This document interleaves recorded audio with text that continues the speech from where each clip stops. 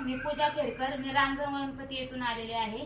आपण या ताईंना 1 महिन्यापूर्वी अमृत ज्यूस दिले होते. आपण त्यांना विचारू की त्यांना का अमृत ज्यूस घेण्या अगोदर काय होत होते आणि अमृत ज्यूस घेतल्यानंतर किती फरक पडला आहे, आपण ते त्यांच्याच तोंडून ऐकू.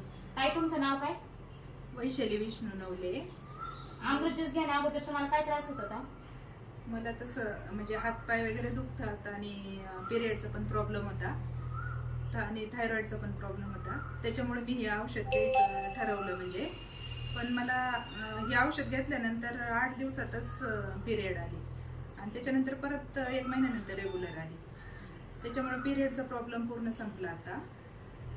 आणि आमच्या आईला पण शुगरचा त्रास होता आणि बीपीचा पण होता. आईचं एक ऑपरेशन होतं, तर ऑपरेशन थांबलं होतं म्हणजे बीपी शुगरमुळे. पण हे औषध घेतल्यामुळं 1 महिन्यातच बीपी आणि शुगर कमी झालं.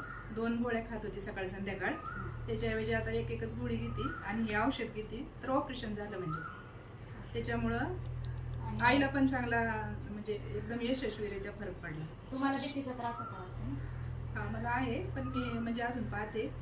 म्हणजे तसं होतोयच कमी. मी दररोज गोळी खात होते, पण आता 2-3 दिवसांनी एक गोळी खाते. काही दिवसांनी मला वाटतंय की ती कमीच होईल, म्हणजे बंदच होऊन जाईल असं. आणि सासूबाईंना काय फरक पडला? सासूबाईंसाठी हातपाय दुखत होते सासूबाईंचे, त्यांना पण बराच फरक पडला. म्हणजे चालता येत नव्हतं सरळ.